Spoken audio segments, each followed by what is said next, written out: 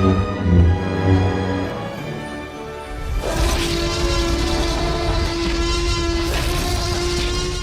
right, everybody, here we are for episode 86 of Now Showing with Mike and Wayne. Wayne, there are so many movies made every year, and a lot of those movies are remakes. And I'm surprised we haven't touched on this topic yet. And we here and there we've talked about some remakes and stuff, but we're going to dive into some remakes that we really like, not necessarily better than the originals, but just as good or close to as good of, or just ones that we like, while also liking the originals. I always hear there's always this conversation of, oh my God, remakes. Like it's got this negative connotation to it. Why don't they ever come up with anything original? Blah. Yeah. And I think people don't realize how many classic films are actually remakes that we just kind of forget were remakes. Yeah, and we're not talking about the remake like the shot-for-shot remake of Psycho or no, stuff like that. And then you've got we've talked about Ocean's 11 and how the ones in the Brad Pitt and those those was actually a remake of the Rat Pack back in the day. I think those are a good example too of remaking a bad movie, which is what a lot of people think remakes should be.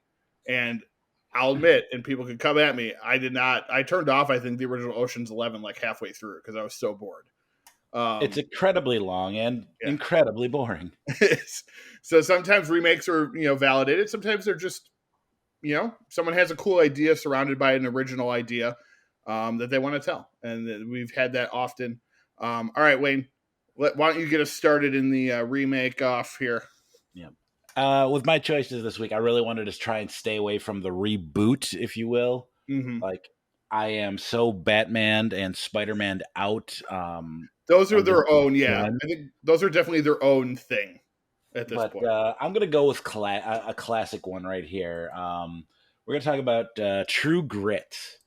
The original made in 1969, starring everybody's favorite cowboy, I guess, John Wayne.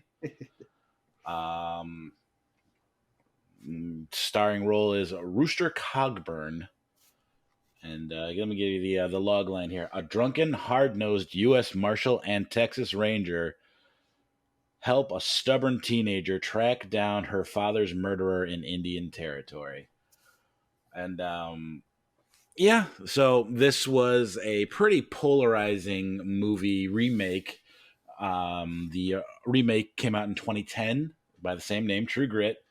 This time it is a Coen Brothers production, starring Jeff Bridges, Matt Damon, Haley Stenfield, Josh Brolin, Barry Pepper, Domhnall Gleeson is in it. Yeah, great cast. So just by that alone, it's like, all right, we got something going here. Premise is pretty much the same. A stubborn teenager enlists the help of a tough U.S. Marshal to track down her father's murderer. Everybody's like, oh yeah, how dare you try to remake or do something that starred the great John Wayne, blah blah blah. And I use the term "great" loosely. I mean, he's very much my father-in-law's going to kill me. A one-trick pony. Yeah, I'm sorry. He is very role centric, if you will, or I'm not a lot of range. You're not going to see him in a drama or a romantic comedy. You're going to see him as the soldier or the cowboy pilgrim. And I enjoyed both versions. They are got their subtle differences and whatnot. The 2010 version won numerous awards. Let me see. Actually, it was nominated for everything. I don't think it actually won. It didn't win, but Haley Steinfeld, I think, was even nominated for Best Supporting Actress in her first major role. Best Picture, Best Actor, Supporting Actress, Best Direction, Screenplay, Cinematography, Costume Design, Sound Mixing, Sound Editing, Art Direction. So yeah, really well put together film.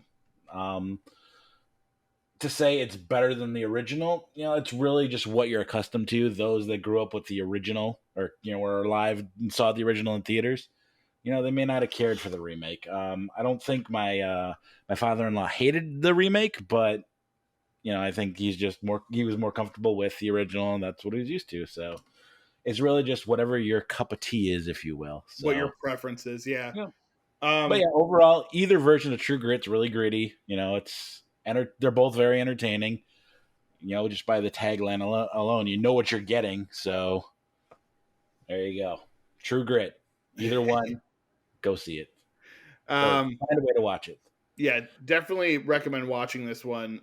Everyone knows I'm a huge Coen Brothers fan, so anything they do, I'm going to see at least once, usually multiple times. And this is no different than most of their other stuff. It is a fantastic film. It's a great Western. It is actually more close to the book, as in the book, it's a teenage girl and not a elderly woman like it is in the original film. Um, Not quite sure why they made that choice back in the 60s when it came out, but I think this is coming from someone I have not seen the original True Grit. I've only seen bits and pieces of it, so I can't say what is better. Um, but I was reading the book when I saw this movie, and I think this movie does a really good job of staying very close to the book. Not that matters, but that's just my opinion. And Jeff Bridges is amazing in this, as well as Matt Damon and Josh Brolin and Haley Steinfeld. It was always great to see Barry Pepper in something big, because he's one of those actors that doesn't get a lot of love. But yeah, it's a solid film for sure. We'll It's usually always have streaming. the three burials of Melchiades Estrada. Yes, I love that one. That was fantastic. Absolutely. And nobody knows about that other than us, I think.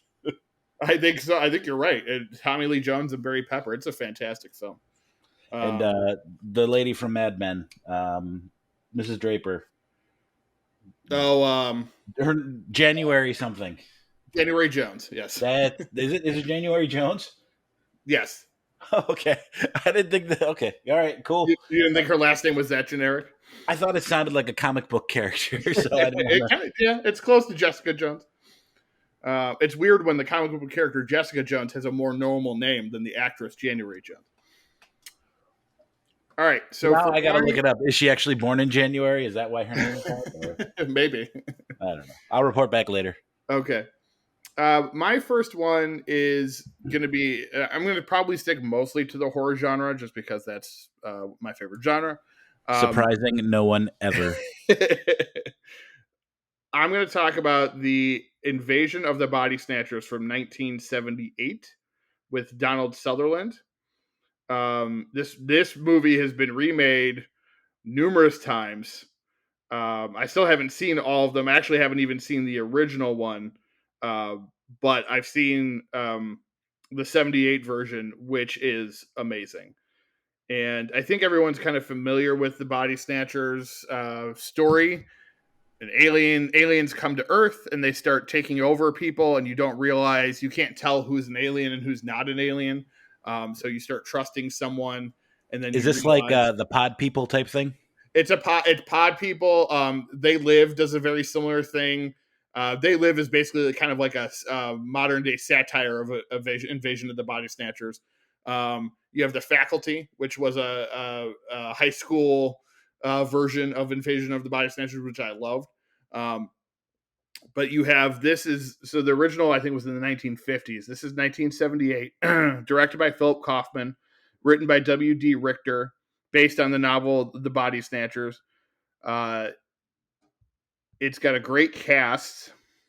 Donald Sutherland, Brooke Adams, Leonard Nimoy, Jeff Goldblum, Veronica Cartwright, Art Hindle, Kevin McCarthy, Don Siegel, Robert Duvall. It's just got a huge cast. Most of them kind of unknown at the time too. Goldblum and Nimoy obviously wasn't unknown, but he wasn't outside of the Star Trek movies. Wasn't really big into the movies, and I think that was right when the Star Trek movies were getting going. So the show had been off the air for a while. A species of gelatinous creatures, having abandoned their dying planet and traveled to Earth, land in San Francisco. They infiltrate Earth's ecosystem, latching onto plant life and taking the form of small pods with fragrant pink flowers. Elizabeth Driscoll, a laboratory scientist at the San Francisco Health Department, brings one of the flowers home, where she lives with her boyfriend, Jeffrey. Leaving the flower on their bedside table, she awakens the next morning to discover Jeffrey behaving strangely cold and distant. So she then teams up with Sutherland's character, and they try to, fight against this alien force that you really can't see, because it could be your neighbor, it could be your husband, it could be your wife, it could be your child, your best friend. The 78 version, I think, was when horror movies really started to become what they are today. And so I think, anytime I go back and watch something from like the 50s, and then I see like a remake of it, I usually tend to go with the remake, because 50s is a different time. They couldn't do a lot what they can now special effects wise. We'll talk about in one of our reviews when we come. There's a lot of stuff that, content wise, they just couldn't put into movies because they didn't want people to feel uncomfortable. And this movie does everything right. It's got scares. It's intense. It's shot beautifully. Visually, it's a very stunning film. I think when people think Invasion of the Body Snatchers, no one thinks of the 50s version anymore. This is usually the one they go to, especially because since this one, there hasn't, outside of like The Faculty, there really hasn't been a great version of this type of film, or of this story. Do not watch Invasion with Nicole Kidman and Daniel Craig. Not good. That's all I'll say about that one. But yeah, it's I don't know if people talk about it enough. It's one of those films I think everybody should see at least once. It's one of those movies I've only seen once or twice, and it's stuck with me ever since I saw it. So I definitely want people to go out and watch it. It's usually streaming somewhere. Really good flick. If you like 1970s horror, Donald Sutherland had quite a few of them, actually. This is one of the better ones. So yeah, definitely check it out. Wayne, are you familiar with this one at all? Vaguely. Okay. I'm familiar with the film, but I The film and don't the concept. think Yeah. I've ever watched it. Yeah, it's really good. I do really highly recommend it. I like how they say here, grossed nearly 25 million at the box office, because that was a lot back then. But nowadays it kind of pales in comparison. Yeah, so definitely, if you're gonna watch any adaptation from that novel, watch this one, because this is the best one in my opinion out of the ones I've seen. Again, haven't seen them all, but this is the one I know a lot of people go to. All right, Wayne, what's your next film? All right, we are gonna go with two films that are made within the 5 years of each other. Insomnia, the original, made in 1997. It's Norwegian. In a Norwegian city with a 24-hour daylight cycle, a Swedish murder investigator has been brought in on a case. Sleep deprived, he makes a horrible mistake, which is discovered by the killer he's been hunting. The original stars Stellan Skarsgård and a bunch of Norwegian Swedish actors that you're not going to know, so I'm not going to try and pronounce the names because I will butcher them.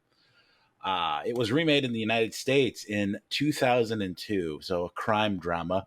Who do you think would be a good person to star in that? Well, guess what? Robin Williams is in it. His counterpart is Al Pacino, Hilary Swank, Martin Donovan, Early Nikki film Katt. from Christopher Nolan. Yep, this was Christopher Nolan.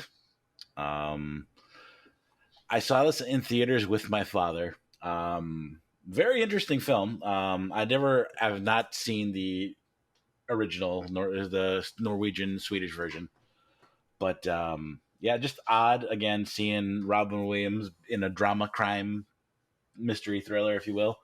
I think they did an excellent job encapsulating the insomnia aspect of it, where the Al Pacino character is sleep deprived and hallucinating, and there's that fog scene. If you recall, are you familiar with this? Oh yeah, I just watched it probably like 4 or 5 months ago. I showed it to Rebecca. Where Al Pacino's character is chasing Robin Williams' character in the fog. Yep. And I think this was during the stretch where Robin Williams was trying to do more obscure things. I think 1 Hour Photo came out around this time. Yep, 1 Hour Photo. He had the science fiction one that was around this time. I forget the name of it. But yeah, this was when he was kind of experimenting a little bit more. He did a guest appearance. The science fiction one, is that where he's the robot? No, not that. Not you're thinking by Centennial Man. Yeah, thank you. No, I forget what it's called. I remember in the cover box it has a green cover box. But he did an episode arc on Law and Order as well, where he played a bad guy. So this was right around this time. I think it was SVU. So this was at that time that he was kind of experimenting with darker characters in a more evil sense, I would say. Yeah, I was kind of disappointed that this wasn't more well received, because I really did think it is a good film. It's just very stylized, and I honestly think it kind of creeped people out, and I don't know. I think so. I That's think the reason. Well, that, and I think it led to 1 hour photo, which definitely creeped people out. Oh yeah. That was more of a really unnerving performance. But yeah, this one was different because you get to see him play a serial killer, which is something that we had never seen Robin Williams play before. It's very stylized. It was one of those. It was very well received critically. It's definitely a good early work of Christopher Nolan to watch, because it was kind of before it was right after Memento. So it was right when he was still kind of figuring out who he was as a director. But it shows us a lot of like early, like, kind of like what we have now from him, where we expect greatness every time he makes a movie. You kind of watch this movie and you see it back then, like, okay, yes, it's a remake, but this time he was able not to kind of focus on the story as much, because it's already a story that's been created, and he was able to focus on how the movie looked, how it was acted.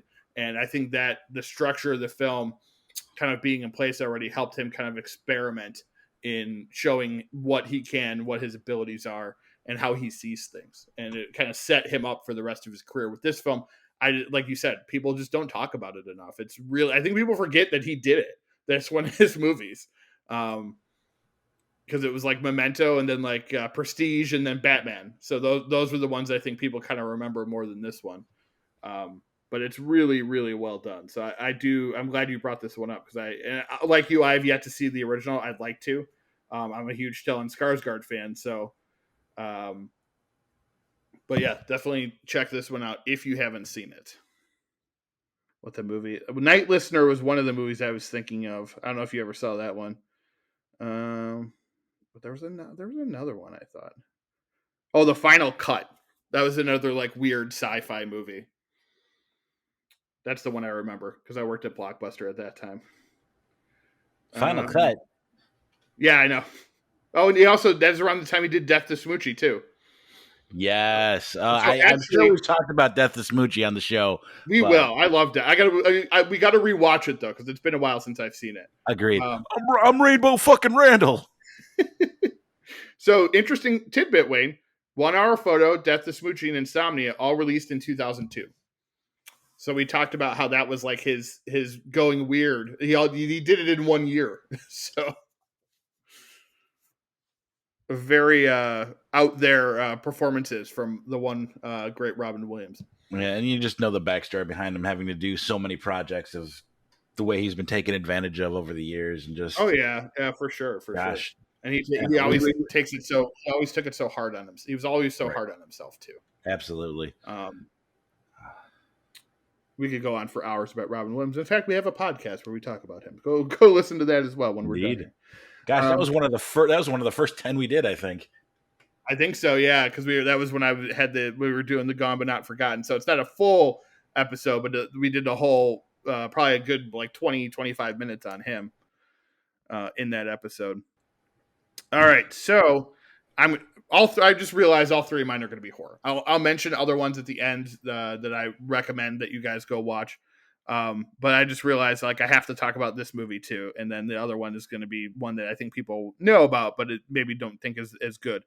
All right, so The Blob, the original came out in the 50s, 1958. It starred Steve McQueen, back when he was like 27 playing an 18-year-old. I think that's what's funny too, Wayne, is people don't realize that back in the 50s and 60s, we always joke about how adults play teenagers. It's a thing that's been happening for forever. So Steve McQueen was almost 30 years old when he played like a 16 to 18-year-old in The Blob.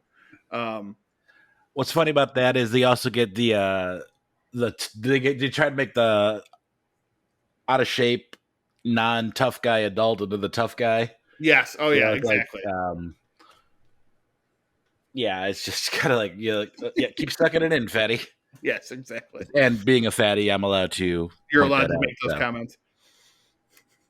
As two fat guys, we're allowed to make those comments. All right. So in 1988, so 30 years later, they did a remake. And Chuck Russell, who did Nightmare on Elm Street 4 and produced a bunch of movies and stuff, he directed this film starring Shawnee Smith from the Saw series, Kevin Dillon from Entourage, Donovan Leitch, Jeffrey DeMunn from The Walking Dead, Paul McCrane, Art LaFleur, who just passed away, Robert Axelrod, Joe Seneca, Del Close, and Candy Clark. You may be familiar with the Blob. I didn't know this. Frank Darabont wrote the screenplay with Chuck Russell, so that's where the original Frank Darabont and Jeffrey DeMunn relationship started. As he would go to be in Shawshank Redemption, A Green Mile, The Mist, and basically everything he's ever done, including The Walking Dead. It's this gelatinous, okay, here we are, gelatinous alien blob that comes to Earth, and it starts to like overtake the planet, sucking things in, killing everybody, and you're left with, as was typical in the 80s, it's up to the kids to save the day. So Shawnee Smith and Kevin Dillon end up having to basically save this entire town. Kevin Dillon plays like the town teen outcast. He's got the motorcycle jacket, the long curly hair. He's kind of a badass. And then Shawnee Smith plays like the girl next door type, and everybody wants her, and but then her family starts to die, and she just it ends up starting to, like, those two are the only ones that are left, for the most, like, out of their friends and family and stuff.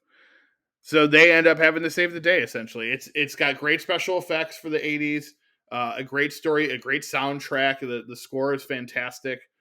It's this one, I will say, is better. Having seen the original, this one is better. Um, I think the original suffered from the time that it was made. In 1958, the special effects weren't great. It looked really cheesy. Steve McQueen kind of right before he broke out, so it wasn't um, maybe his best performance. He was still kind of trying to find his footing in Hollywood at that point. It's definitely, I do recommend people watching the original, but then go immediately and watch the remake, because the remake is better. It's the colors too. It's very neon pink, the Blob, and it just, those colors have always kind of enticed me to, like, enjoy something more. I guess it has that total 80s vibe to it. The neon colors, the synth soundtrack, and it's really just a cool ass movie, man. I saw this one as a kid, and you know, I probably watched it like a dozen times as a kid, and then I just watched it recently within the last year or two. Again, I have the Scream Factory Blu-ray edition. It still holds up. It's a very good movie. Um, Again, like we talked, like Insomnia, I don't think enough people talk about this movie. In the horror community, for sure, we do, but outside of that, it doesn't get a lot of love. And I think most people would enjoy this film if they saw it. So that's my next recommendation. All right, Wayne, what's your last one? All right. It was hard to choose. Lots and lots of choices, but I went with a remake of. All right, so let me jump into that. James Bond. Several iterations, several actors have portrayed them. The secret agent, if you will. And I didn't know that they remade movies that existed already. Casino Royale was one that jumped out because the original, made in 1967, starring David Nevin as Sir James Bond, Peter Sellers, Orson Welles, Ursula Andress, Woody Allen as Jimmy Bond. Yes. I don't know anything about the original, So but I'll give a little. You mind if I give a little history on that one? please do. All right. So they, obviously James Bond was very popular. And so they decided to take a novel of his and basically turn it into like a satire comedy. And so they took Casino Royale, which I forget the author of James Bond, but it was one of the original books written, and they turned it into a comedy film. And so no one else would like go near it. I think because they didn't want to be compared to it. Not that it's like considered to be great or anything. It's actually, I think, considered to be awful, but they didn't want to have like any connection to it until, Daniel Craig then takes over. And the first one they decide to do is they do Casino Royale, therefore giving us essentially, well, it wouldn't be the only, I think it's the second remake within the Bond universe, as Connery did one in the 80s, which was a remake of one of his earlier Bond films. So that's how we get to this being a remake, because it was adapted into some silly comedy film, and here we are now. Now we have it. I think a lot of people consider it to be Daniel Craig's best Bond film. So it is one of my favorites for sure. The author, Sir Ian Fleming, the author of the James Bond novels. All right. So yeah, in 2006, we have a new James Bond. That is Daniel Craig.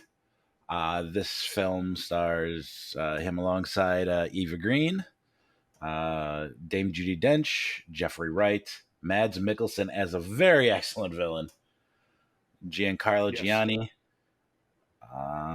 Is there anybody else notable that I recognize? No, but there are a lot of talented. Wright's in it too, isn't he? Who? Jeffrey Wright, isn't he in this one? I mentioned him. Oh, did you? Okay, sorry, my bad. Okay. I think I did anyway. Maybe in my cold-addled stupor, I did miss him. But regardless, yeah. So I really got into James Bond when Pierce Brosnan took over. I mean, growing up in the 90s, who didn't love playing GoldenEye on N64? No Golden Gun, no Odd Job. Universal rules when you're playing multiplayer. Come on now. But yeah, got into James Bond really during the Pierce Brosnan years. So when not Pierce Brosnan, Daniel Craig took over the mantle of James Bond, I was very intrigued, and Casino Royale did not disappoint. After earning his 00 status and license to kill, secret agent James Bond sets out on his first mission as 007. Bond must defeat a private banker funding terrorists in a high-stakes game of poker at Casino Royale in Montenegro. Poker, especially Texas Hold'em, was huge during this time. The World Series of Poker was basically all over ESPN during the summers. Hailed as the newest hot sport, if you will.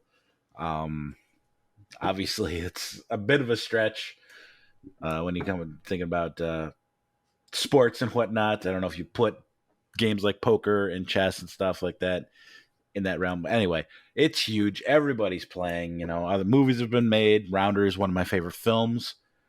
Focuses on that. The late Annie's Game, Somebody's Game, Sophie's Game. We talked about it like 6 months ago. Molly's Game. Molly's Game. An excellent drug too, by the way. Yes. Anyway, let's steer this back on track here. Lots of twists and turns. A lot of this movie does focus around the poker aspect of it. I would say a good, about 20-minute scene focuses on the game. And,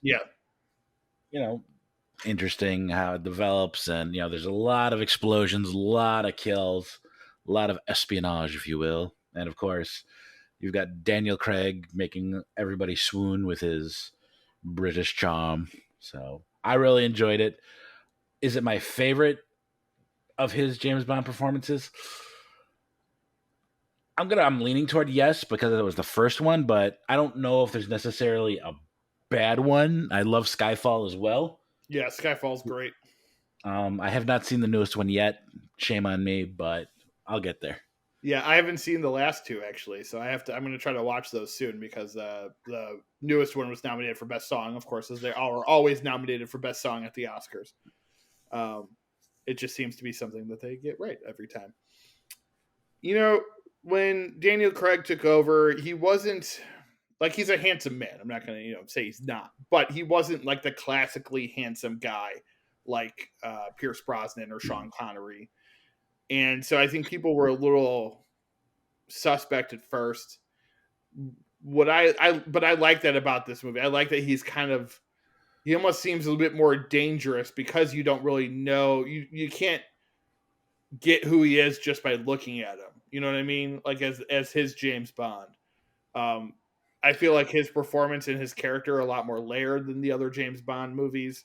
He shut up a lot of critics during that beach scene when he was absolutely jacked. He did. So He did it. He did definitely show off his body, which is, I think, what people look for in these type of movies. But what I I'm going to like put about you on the spot right here, sir. Hang on 1 second. Stop right there. Who is going to be the next James Bond? Who do you think it should be, and who do you think it's actually going to be? If you're like whoa, me, I think you might be in the Idris Elba boat.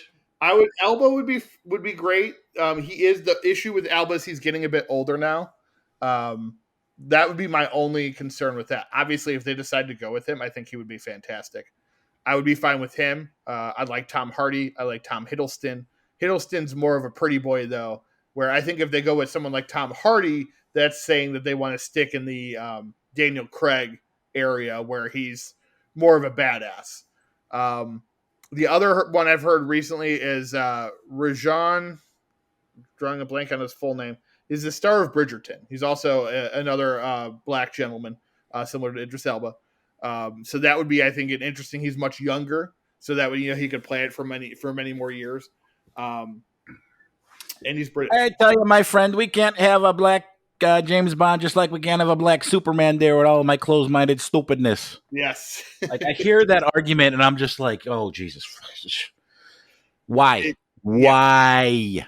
yeah. It doesn't. It's just not how it's supposed to be. No, it's just you're a racist and you're a fucking moron. Yes. Well, I think that they should make it wide open. Hell, there was talks about making James Bond a woman too, if I yep, remember correctly. yep. Well, And of I course, think in the new one, was it Jodie Turner Smith? Someone plays a 007. Like they treat it as like it's a not like just him, like it's a number. So like anybody could be, opening it up that anybody could portray 007. right. Well, in GoldenEye, the 00 status is just is what your that secret agent rank is. So Yes, exactly. And whether it's James Bond or Jane Bond, it really doesn't matter because each Bond actor's franchise is separate from the rest of the movies. So it really doesn't matter who portrays James Bond.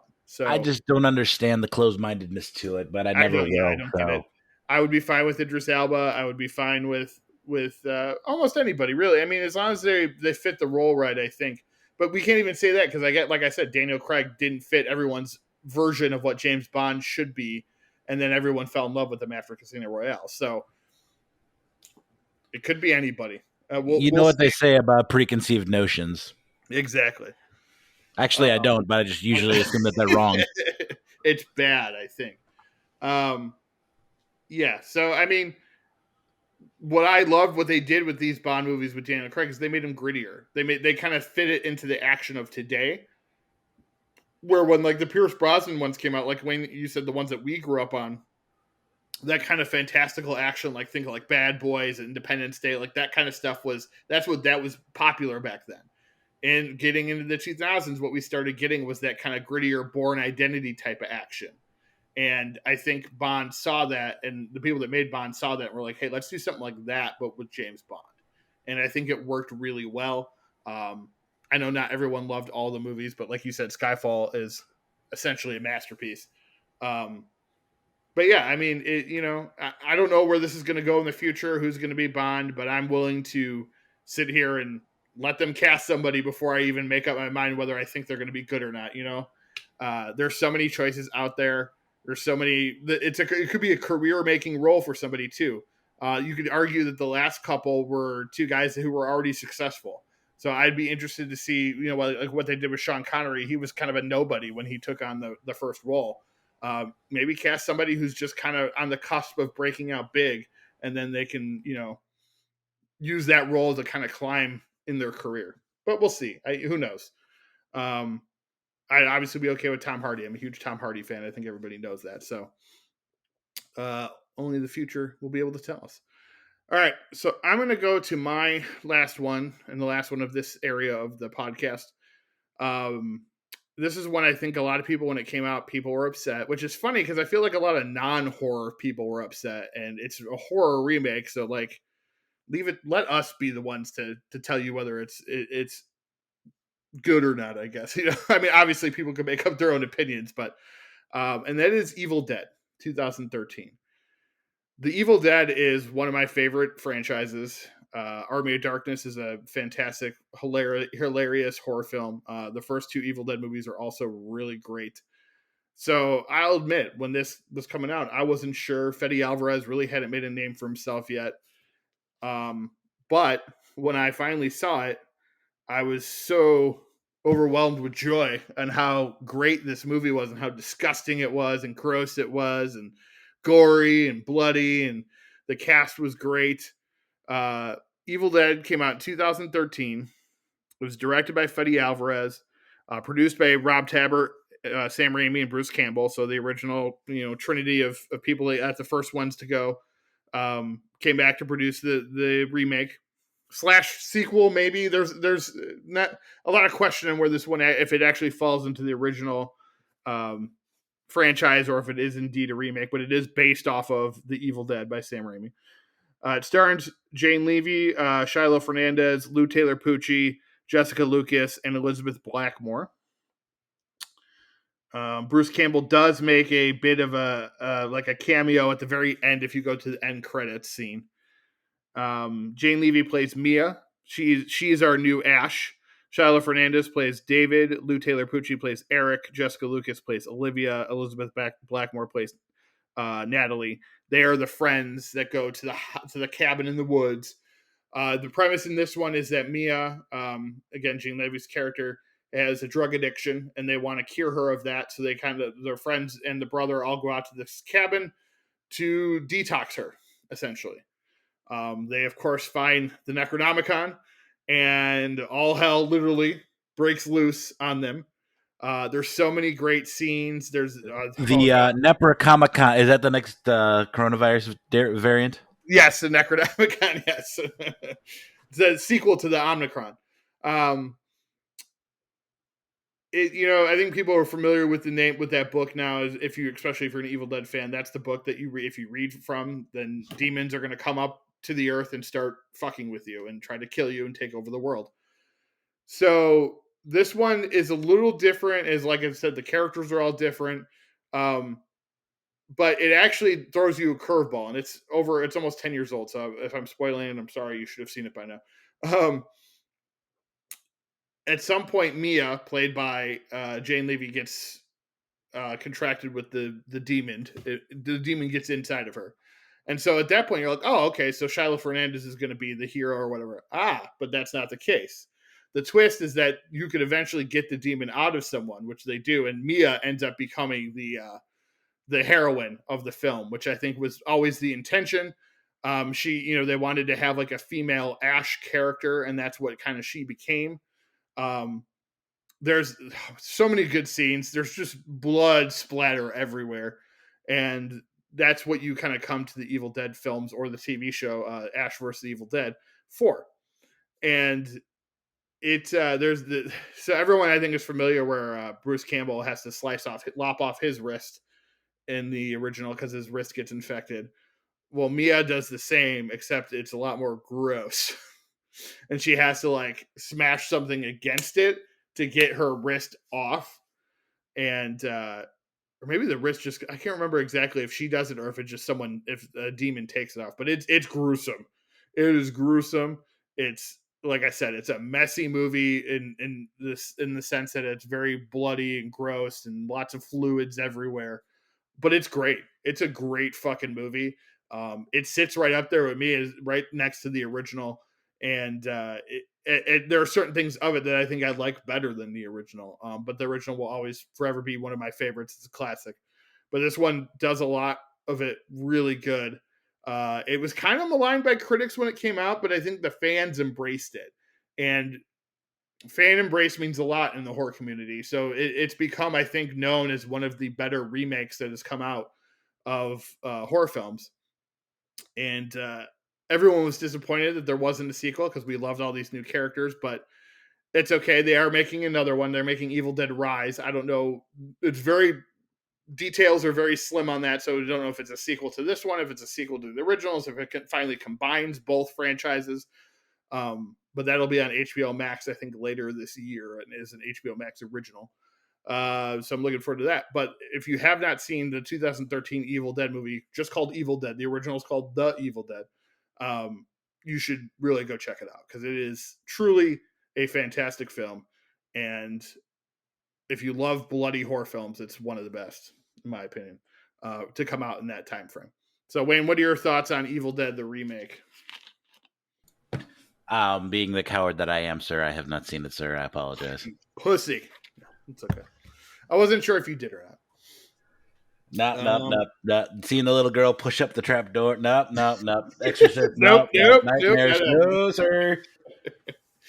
All right. So before we get into our next segment, here's some other remakes that I really like: 13 Ghosts, House on Haunted Hill, The Hills Have Eyes, The Last House on the Left, The Texas Chainsaw Massacre, The Italian Job, Piranha 3D. I think one of the best remakes ever is The Departed, but we had already talked about that one, so I didn't bring it up again.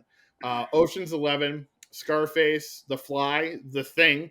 The Thing is one of my all-time favorite horror films. Fright Night, The Mummy, The Crazies, The Birdcage, Dawn of the Dead, Night of the Living Dead, 310 to Yuma is a Western I really like. I didn't know that Heat was a remake of LA Takedown, which is of a TV movie by Michael Mann. So he remade his own movie. The Jungle Book, which I love. I've talked about that movie before. Great movie. A Star is Born. They're all essentially, there's like 4 remakes. The most recent one was nominated for a bunch of Oscars.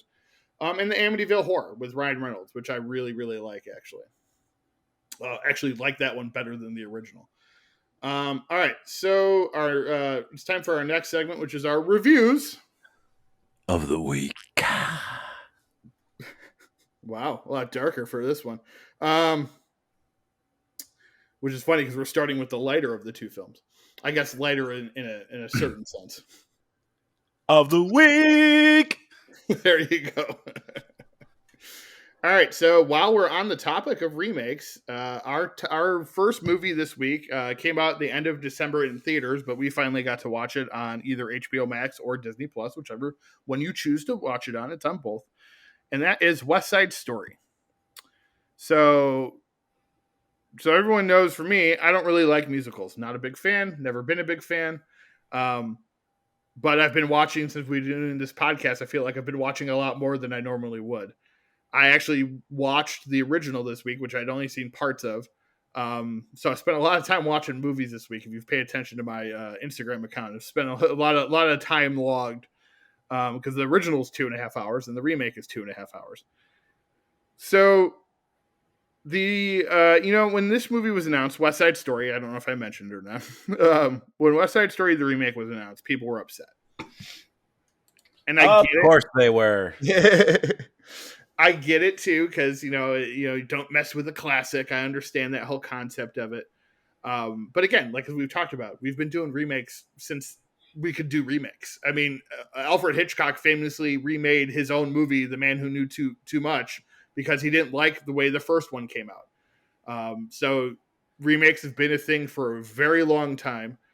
And when you get something like this, yes, it's a remake, but at the same time, it's also a new adaptation because people forget that West Side Story was an adaptation of a Broadway play, which was actually an adaptation of Romeo and Juliet. So the idea of West Side Story isn't even wholly original in its own sense. Now I watched the original film, and it's something I don't know if I'll watch it again, but it's a classic. It's really good. It's very well done. I gave it a 10 out of 10 just because. Or 5. I can't remember if I gave it 9 out of 10. Whatever. I gave it a high rating on the fact that I think it's a well-made movie. It's well acted. The singing is great, even though I don't know if people know this, but a lot of the cast in the original film did not sing their own songs, which is different from the remake. And it looks great. It looks like a Hollywood musical, which I think Hollywood musicals back in the day looked like Broadway plays, but just very much on a grander scale. I loved the movie set aspect of it, if you will. Like, it was shot like in a studio lot, and all of that stuff was like done like to like encapsulate 1950s New York. So the original, correct? Yeah. Yeah. No. Even the new one, the one we just watched, Yeah. made it look like, 1950s New York, He whatnot. did. So They made it look like 1950s New York, but what they did was they kept it a little more realistic, I think, in right. the remake. Whereas in, like I said, I think it goes for any musical back in the 50s, 60s, and even into the 70s, looked like a Broadway musical. Where this one sounds like it, the camera style makes it look like a Broadway musical, but the setting and the surroundings make it look like a real movie. Yes. Which I think is a credit to Spielberg and just his eye for these things. I have Go I ahead. have to admit, I did get annoyed with all the damn singing. When you're a jet, I'm like, you know what? The Jets suck, and so does Joe Namath. Get a move on. Come on, baby driver, let's go. Baby Driver. I agree with the cinematography, and it was beautiful and everything. I'm just like, don't care. Fast forward 5 minutes to get through the song. All right, carry on. That's funny because you're a musical guy, and this is like considered one of the great musicals. And they didn't change any of the songs. The songs are the same. I am an uncultured swine. I'm sorry. I didn't like the music. Like, the story was great, acting was great. Yeah. The singing in the police station was like, all right, come on, guys, great, wonderful, carry on. Wow. So I don't know if we really know over the plot. It's essentially Romeo and Juliet. You have Tony and Maria, who are star-crossed lovers. They meet at a dance, and the Jets and the Sharks are enemies. The white guys versus the Puerto Ricans. And there's this, there's a whole sizzling underneath the movie build up that's going to lead into this big rumble. Things that people used to have back in the day. With snapping fingers and Snapping fingers. slick back hair. I always go to it's.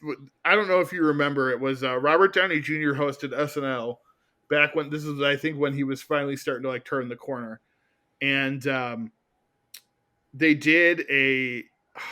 It was Cobras and like lions or something like that, and it was Norm Macdonald was one of the leaders of one of the gangs, and anytime they broke out into singing, Norm Macdonald would stop the song and be like, "What the hell are you guys doing?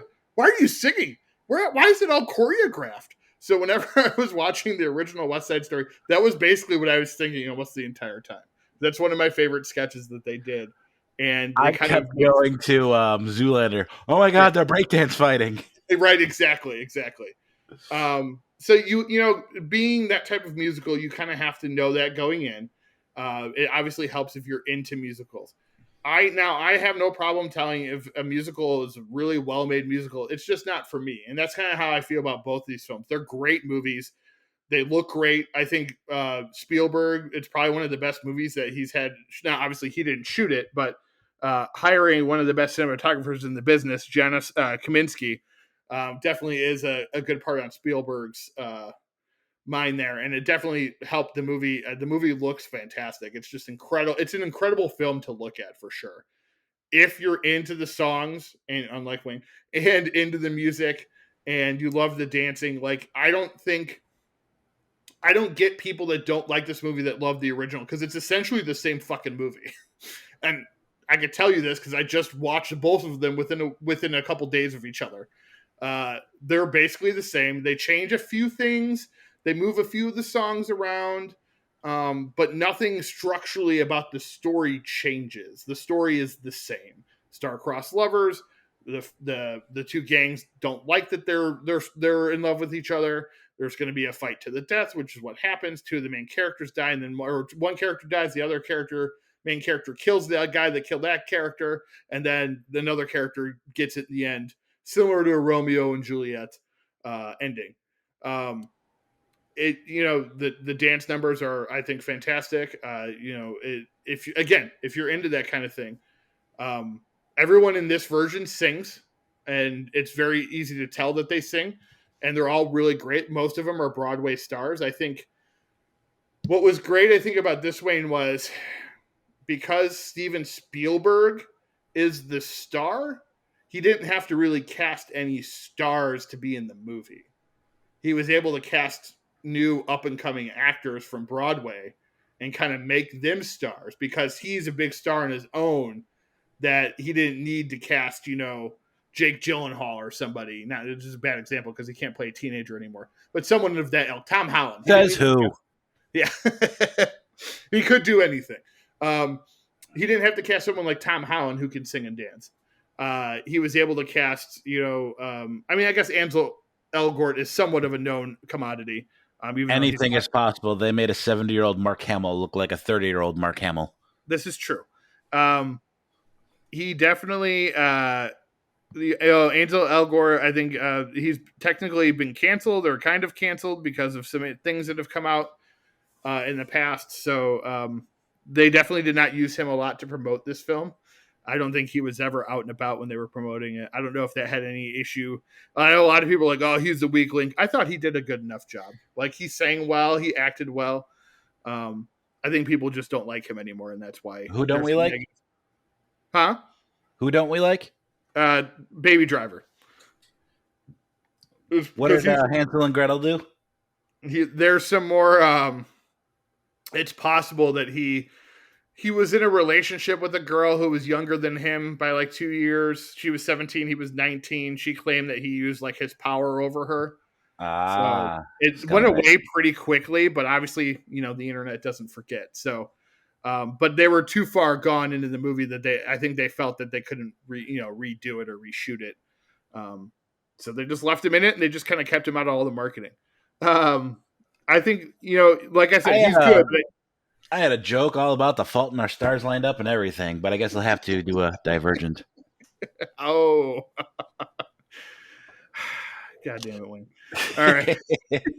I think too, though, it's okay because like the stars of the film are really Rachel Zegler, Ariana DeBose, David Alvarez, and Mike Fast or Feist, however you say that.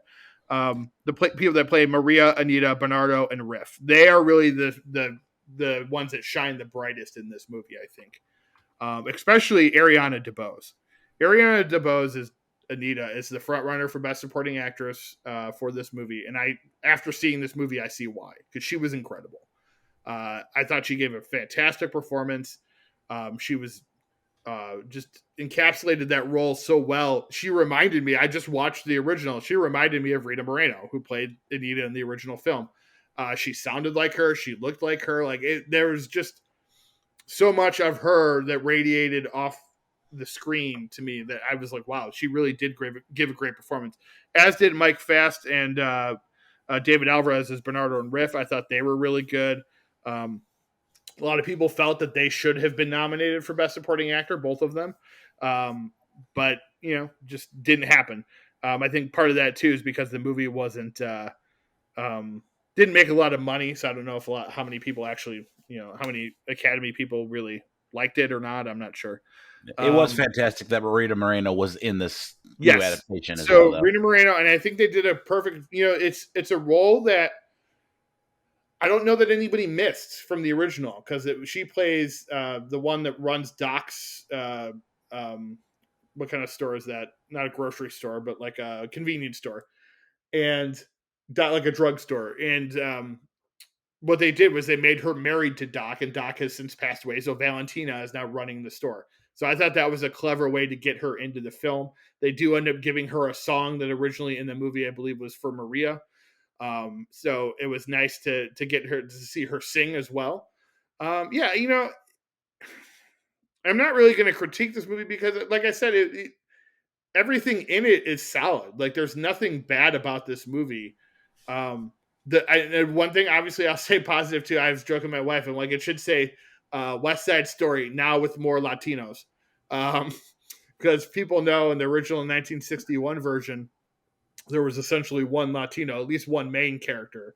Anita, played by Rita Moreno, was the only main character played by an actual Latina, as Maria was played by Natalie Wood, who is white, and Bernardo was played by somebody who is Greek, so not Hispanic. And if you look at a picture of him now, you're like, oh, okay, he didn't look like that at all. A lot of brown face, too, in the original, which I get. It was 1960s, but it was still a bit disturbing. Especially, I think when you look at the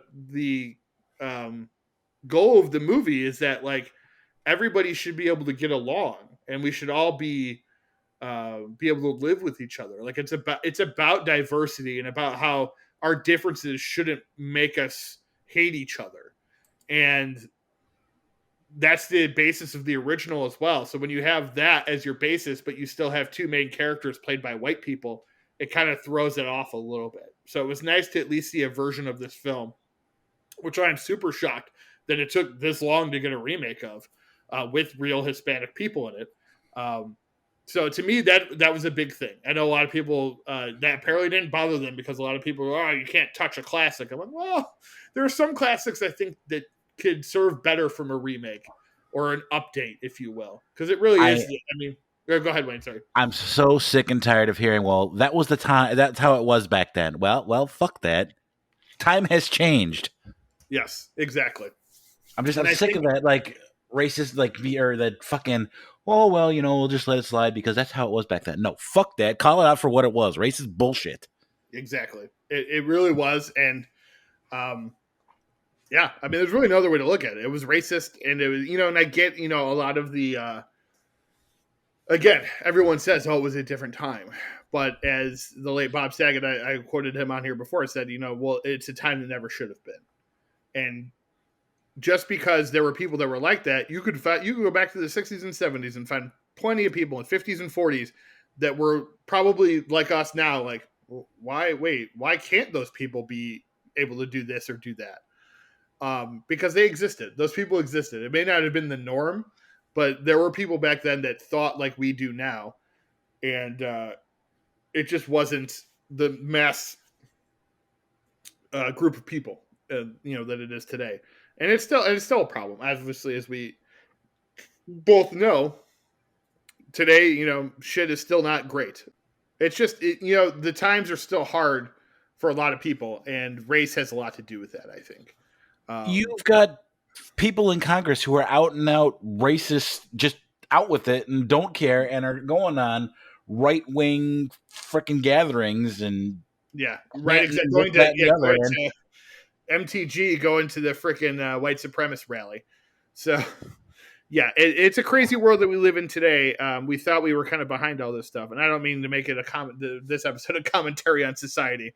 But I think talking about West Side Story, it's important because that's what West Side Story is about. Again, it's about being able to accept everyone's differences and coexist with each other. I'm just going to go ahead and jump on this since we're already going this direction. If anybody would have bothered, the last president the way Tweedledum and Tweedledummer did during the State of the Union address, oh my gosh, the tantrums that would have been thrown. For sure. For sure. These two wastes of human space. And then, the rest of the party's like, oh, well, me. Yeah. Oh, yeah. They don't care. They just want. Sorry. Let's talk about movies now. I am under the weather, and I just don't have the patience to let things go. So I don't know how to be quiet. Sorry. All right. So for this particular movie, we'll leave the rating off, I guess, to the fact. Like I said, let's do more. Wayne, would you recommend this movie to people if they're fans of these type of movies? I need to rewatch this when I'm not feeling like crap, and I probably will have a better perspective of it. So, okay. Yes, absolutely go see it. If you love the first one, there's no reason why you shouldn't love this one. That's my sentiment exactly. Totally recommend this film. It is, if you are a fan of this type of film, this genre, if you will, watch it. It's just like the original, but it's seeing an updated version of that. And a little bit more realistic and better. Not that the first one had bad camera angles, but I think this one was able to do a lot more because of when it was made. And Spielberg is a master. And I think it's about time people stop thinking that he sucks. He's made a lot of movies, so yes, not all his movies are great, but he is a masterful director, and I'm always interested to see what he's going to do next. Even if I don't like it, I'm always interested to see where he goes. And I like this because his next movie is also going to be a remake. I like if this is where we're going, where it's going to be like he's just going to pick movies from his childhood that he's like, you know what, I want to see a version of that again, so I'm going to do it, because that, to have that kind of power, I think is pretty cool as a movie director. And I'm interested to see what he does with Bullet, which is his next film. So, all right, moving on to definitely the very weird film of the week, but honestly, my kind of vibe. Not gonna lie. This is really something you could sink your teeth into, folks. Ooh, you'll understand when we get to the movie. All right, so this just came out on Hulu. It was at Sundance Film Festival. People talked about it a lot. It is called Fresh. It stars um, uh, People. people in it. Hold on, I just passed it. I didn't have it. Daisy Edgar Jones, Sebastian Stan, Jonoka T. Gibbs, Charlotte Laban, Dale Kenny, Andrea Bang, and Brett Dyer or Deer. I'm not sure how you say that. So this movie is interesting, I think, because it it's one of those films that we've talked about many times, I think, on the show. It starts off as one thing, and then about a half hour to 40 minutes in, it changes into another thing. Now, I was prepared for this because I knew what this movie was about. Wayne, did you know what this movie was going into it? I did not. And, a half hour in, when you finally get the title credits, it's like, okay, hard left. Yeah, you finally get the title credits, and the main character is all of a sudden passed out on the floor. It's a little bit different of a film. I saw someone, it posits it as a rom-com horror film, and I think that's a good way to describe it, because the first half hour is very much the meet cute of a brand new rom-com couple, and then the last hour and a half or so is complete mayhem and craziness and grossness, and just it's one of those movies that I was watching the whole time. I'm watching it, I'm like, I'm vibing this movie. Like, this is a movie that speaks to me in a way that, like, I am enjoying myself. That shit eating grin that Sebastian Stan had on his face this entire movie, even up until the end, that was me watching this movie, Wayne. I was just like gleeful, like, oh my god, like, I can't believe I'm watching something like this. It's really a cut above the rest, and don't want to come out on the short end of the stick. It's about cannibals, people. That's why Wayne keeps making these references. At first, I thought the storyline was going to be a bit stringy, but once you get into the chew of it all, yes. We really should start working for like regular websites, because that's all those people do. I guarantee you, I could find a bunch of fresh reviews that are very very pun heavy. So it's, like I said, it starts out as kind of like a rom-com type thing, and then it turns into a horror film essentially. Sebastian Stan, I think, is really good in this movie. He gives kind of a Christian Bale from American Psycho-esque performance to it, and you just kind of gleefully enjoy it as you're watching it all the way through. Here's my fear. I hope this doesn't start a cannibal trend, because the way they portray some of this shit, it's like, I could see some disturbed individuals going, hey, I could use a little, a little bicep in my life. I wonder what that texture tastes like. If I put the garnish around Wayne enough, it'll taste different. It'll taste like it won't. No, it won't.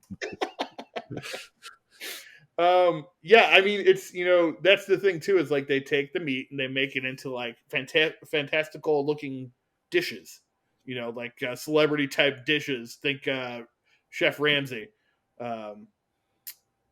Is that his name? Gordon Ramsay? Yes. Gordon Ramsay. Yeah, I was right. Okay, I believe weird. He would be a little bit hard to take. Yes. Tough pill to swallow. Oh my god! You got any more? Keep going. So it essentially turns into a survival story, a survivor horror story, the last hour or so, where the victim is trying to escape her kidnapper, who basically kidnaps women and then carves them up and then serves them to his high-end clients. And it's pretty disturbing, but it's fun. It's weird saying that, but I had a really good time with this movie.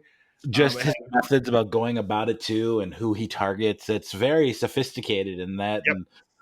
And it does all the classic horror films, slashers, if you will, even like where, oh, I forgot something. I've got to go, what the hell are you going back for? Right. What are you doing?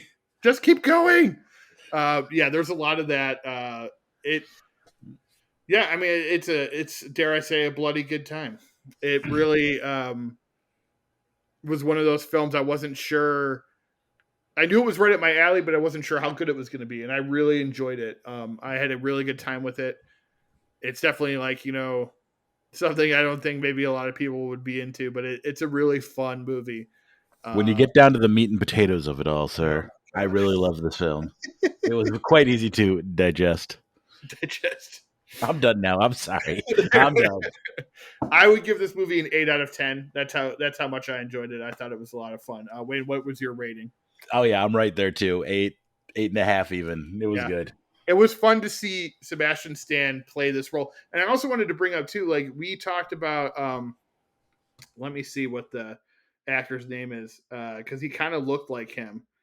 Um, Sebastian Stan has one of those faces where, like, from a distance, he's not. Shouldn't say from a distance, but like the full version of Sebastian Stan, he's an attractive man. But then if you zoom in on his face, he kind of looks like Peter Lorre, who we talked about, who's kind of that guy from the movies back in the 50s and 60s who had one of those kind of like evil looking faces. So like whenever they would do like a close up on Sebastian Stan, I got kind of creeped out. I was like, oh god, because he has those buggy eyes that make him um, just play this type of role perfectly. Like this role suited him very well, Yep. and I think it was nice to see him going from playing something like Winter Soldier to playing something like this. Because a lot of times you'll see him play like the romantic lead or whatever, or be in another action film. We saw him in the 355 last week.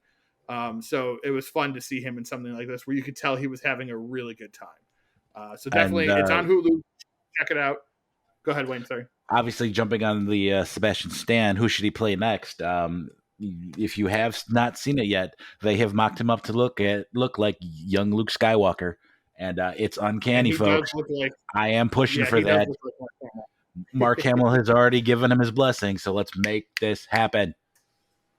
He does look like Mark Hamill. So I will give him that, and I would be okay with that as well. All right, He also so played a fantastic villain in Hot Tub Time Machine. that's right. He did play a great villain in Hot Tub Time Machine. All right, so this week, if you've been paying attention to my Instagram account, I got into a lot of stuff this week.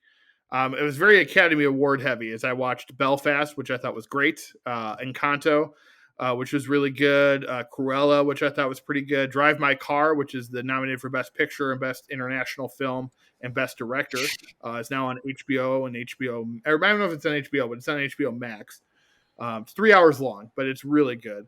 I watched Flea, which is one of the best documentaries of the year that's been nominated. That one's really good. It's on Hulu. Black Bear is on Hulu as well with Aubrey Plaza.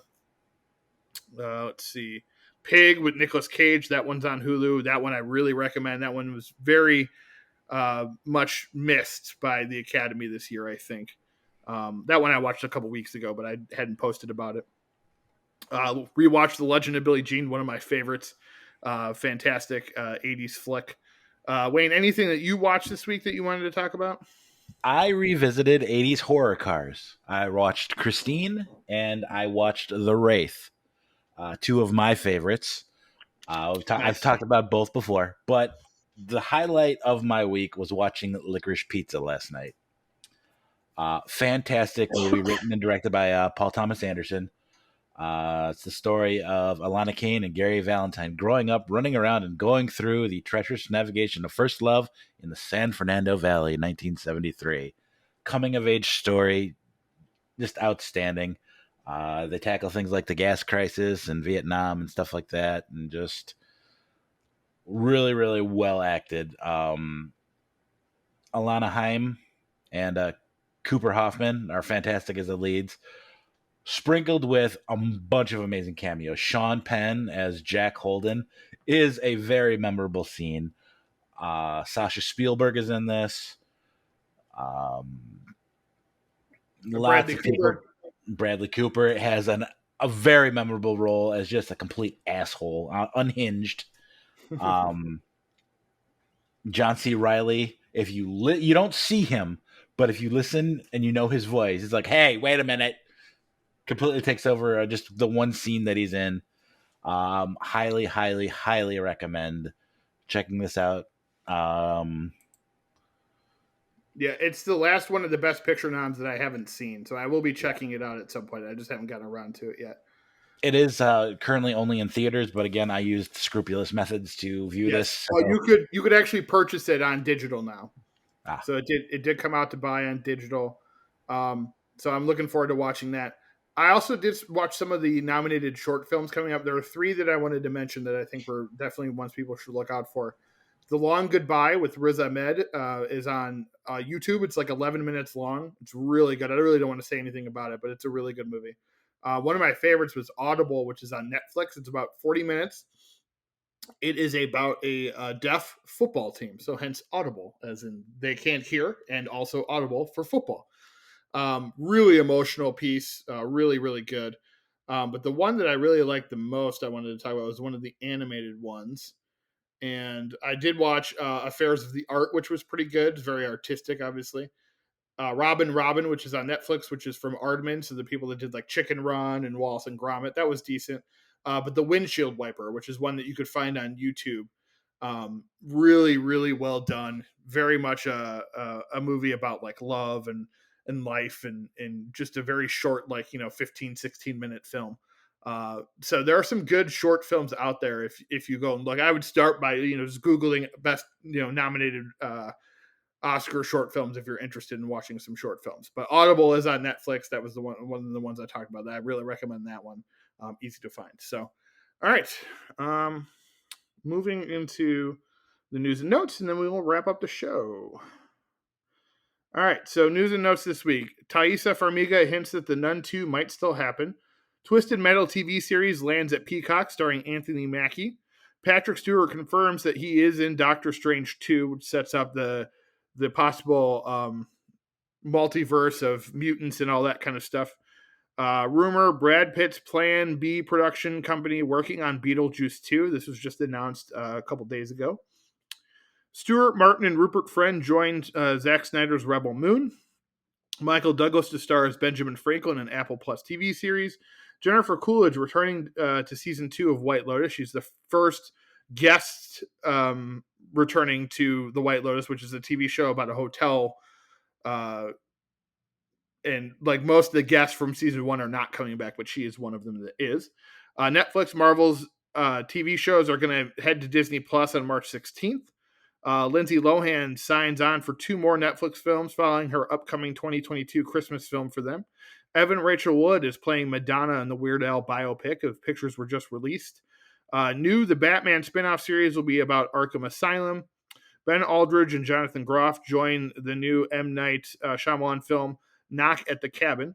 Rapper Jack Harlow to star in White Men Can't Jump remake. Skylar Astin joins Grey's Anatomy in recurring role. Bill Burr to write, direct, and star in Old Dads for Miramax. Alessandra Nivola cast as main villain in Craven the Hunter. I Am Legend sequel with Will Smith and Michael B. Jordan in development. I ask why, because I'm not a big fan of that movie, nor do I see how they can make a sequel out of it, but we'll see. New Alien film directed by Fede Alvarez heading to Hulu. The Big Leap canceled after 1 season. Ordinary Joe canceled after 1 season. Third Hercule Poirot film in the works with Kenneth Branagh. That's the Death of the Nile and Murder on the Orient Express. They're going to make another one of those. Release is coming up soon. All the Old Knives with Chris Pine and Tandy Newton hits Amazon Prime on April 8th. The Outlaws, created by Stephen Merchant and Kurt Suter, hits Amazon Prime April 1st. Merchant and Christopher Walken star in the ensemble cast. And Judd Apatow's new film, The Bubble, hits Netflix April 1st as an all-star cast in that one. Deaths this week. Ned Eisenberg, character actor from Law & Order SVU and Mayor of Easttown, dead at 65. Ralph Ahn, New Girl, dead at 95. Veronica Carlson, Hammer horror star, dead at 77. Kirk Bailey, Salute Your Shorts, dead at 59. Farrah Fork from Wings and Lois and Clark, dead at 54. Johnny Brown from Good Times, dead at 84. And then Mitchell Ryan, from the villain from Lethal Weapon and the dad from Dharma and Greg, dead at 88. He just died yesterday. So rest in peace to all those. It's been a great show, everybody. We appreciate you guys listening. Hopefully you keep tuning in to hear us ramble on about movies. And next week we will be reviewing 2 brand new films again. The first one is the Adam Project. I haven't settled on a second one yet, so it may not be a brand new one. Maybe it'll be an old one. I don't know. We'll see. All right, everybody. That's our show for the week. So thank you for listening to Now Showing with Mike and Wayne. Ronald Reagan, the actor? Hasta la vista, baby. Hey, everybody, we're all gonna get laid.